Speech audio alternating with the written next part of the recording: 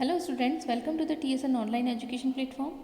Today we start new chapter from the world theme in world history, and the chapter is an empire across 3 continents. So come to the page number 58. The Roman Empire covered a vast stretch of territory that included most of Europe as we know it today and a large part of the Fertile Crescent and North Africa. In this chapter, we shall look at the way this empire was organized, the political forces that shaped its destiny, and the social groups into which people were divided. You will see that the empire embraced a wealth of local culture and languages, that women had a stronger legal position than they do in many countries today, but also that much of the economy was run on slave labor, denying freedom to substantial number of persons. From the 5th century on, the empire fell apart in the west but remained intact, the exceptionally prosperous in its eastern half. The caliphate, which you will read about in the next chapter, built on its prosperity and inherited its urban and religious traditions. Roman जो empire है जिसने most of Europe को cover कर रखा था, इतना उसकी जो टेरिटरी है इतनी वास्ट एरिया पर फैली हुई थी, इतनी स्ट्रेच थी, उसने जिसे हम आज यूरोप के नाम से जानते हैं उसने पूरे जो फर्टाइल क्रेसेंट है उसको और जो नॉर्थ अफ्रीका है उन तक उसका फैलाव था। रोमन एम्पायर वहाँ तक फैला हुआ था। इस चैप्टर में हम देखेंगे कि जो ये एम्पायर था वो किस तरह से ऑर्गेनाइज था, वहाँ पर जो पॉलिटिकल फोर्सेस थे उसने किस तरह से उसके डेस्टिनी को शेप किया था, साथ ही जो सोशल ग्रुप थे और जो पीपल थे सोशल ग्रुप्स के वो कितने पार्ट्स में डिवाइड थे, साथ ही यहाँ पर जो लोकल कल्चर है और जो लैंग्वेजेस थे उसके अकॉर्डिंग ये कितना वेल्दी था या कितने इस लेवल पर कितना रिच था, कितनी लैंग्वेजेस वहाँ पर थी, कितनी तरह के कल्चर वहाँ पर थे, इसके बारे में भी इस चैप्टर में पढ़ेंगे। साथ ही यहाँ की जो वीमेन थी, जो औरतें थी वहाँ पर, वो लीगली उनकी जो पोजीशन थी वो भी बहुत स्ट्रॉन्ग थी, जो कि आज के टाइम में हम कई कंट्रीज़ में देखते हैं। उस लेवल की फ्रीडम उन्हें थी या उनकी लीगल जो पोजीशन थी उस तरह की थी। साथ ही यहाँ की जो इकोनॉमी थी वो डिपेंड थी स्लेव लेबर पे, जो सेवक प्रथा है उस पर डिपेंड थी, और इसी वजह से यहाँ के जो लोग थे उनकी फ्रीडम एक तरह से ख़त्म हो गई थी।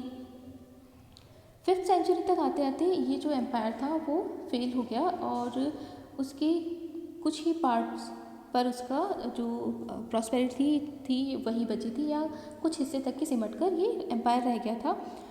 नेक्स्ट चैप्टर जो है कैलिफेट के बारे में, उसमें हम पढ़ेंगे कि उसकी जो प्रॉस्पेरिटी थी वो उन्हें इसी रोमन एम्पायर से मिली थी इनहेरिटेड में। Roman historians have a rich collection of sources to go on, which we can broadly divide it into 3 groups: texts, documents, and material remains. Textual sources include histories of the period written by contemporaries, letters, speeches, sermons, laws, and so on. Documentary sources include mainly inscriptions and papyri. Inscriptions were usually cut on stone, so a large number survive in both Greek and Latin. The papyrus was a reed-like plant that grew along the bank of the Nile in Egypt and was proceed to produce a written material that was very widely used in everyday life. Thousands of contracts, accounts, letters, and official documents survive on papyrus and have been published by scholars who are called papyrologists. Roman history को जानने के लिए जो वहाँ के historians हैं उनके पास बहुत ही रिच कलेक्शन है सोर्सेज का। उनको मेनली 3 पार्ट में हम डिवाइड कर सकते हैं, ब्रॉडली उनको 3 पार्ट्स में डिवाइड किया जा सकता है, जिसमें सबसे पहले है text, second documents, and third material remains. First is textual sources. उसमें उस टाइम पीरियड के जो लोग थे जो कि एनल्स लिखते थे या जो लेखा जोखा लिखते थे पूरे साल का, उनके जो मटेरियल्स है या जो उनके टेक्स्ट है वो है इसमें। साथ ही लेटर्स है, उनकी भाषण है और उनकी जो शर्मन्स हैं जिन्हें हम प्रवचन कह सकते हैं, लॉ है, और साथ ही इसी तरह की और भी रिटर्न डॉक्यूमेंट्स हैं, रिटर्न सोर्सेज हैं। साथ ही जो डॉक्यूमेंट्री सोर्सेज हैं उनमें दो तरह के दो ग्रुप में बांटा गया है, जिसमें फर्स्ट है इंस्क्रिप्शन और सेकंड इज पपायरी। इंस्क्रिप्शन को मोस्टली स्टोन पे लिखा जाता था तो वो काफ़ी लंबे टाइम तक सरवाइव कर सके, और जो पपायरीज है वो एक रीड लाइक प्लांट होता है जो कि जो नील रिवर है उसके बैंक पर मोस्टली पाया जाता है। उसकी जो उसका यूज़ मोस्टली रिटन मटेरियल के रूप में किया जाता है, और उनको जो बनाते हैं जो उस पर लिखते हैं उन्हें पपायरोलॉजिस्ट के नाम से जानते हैं।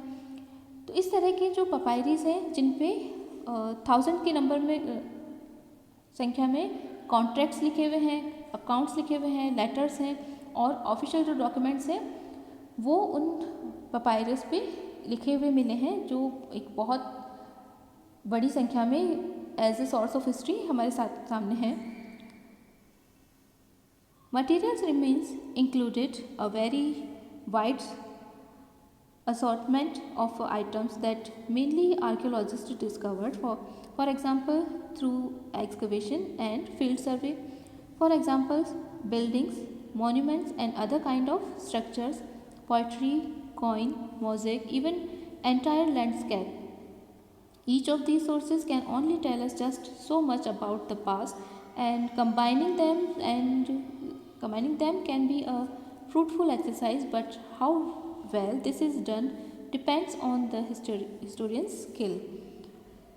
जो मटेरियल्स रिमेन है उसमें हमारे सामने बहुत अलग अलग तरह के वाइल्ड में मिले हैं ये जो रिमेन्स हैं, जिसमें मॉन्यूमेंट्स भी है, बिल्डिंग्स भी है, साथ ही अलग कई तरह के स्ट्रक्चर्स हैं, पोइट्री है, कॉइन्स है, मोज़ेक, और जो पूरा लैंडस्केप है वो भी मटेरियल रिमेन्स में माना जाता है।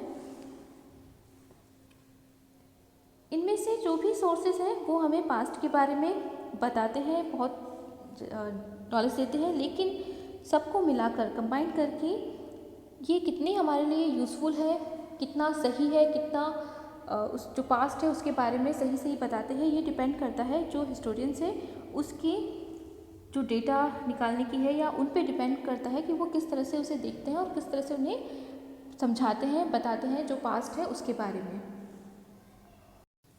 Two powerful empires ruled over most of Europe, North Africa and the Middle East in the period between the birth of Christ and the early part of the 7th century, say down to the 630s.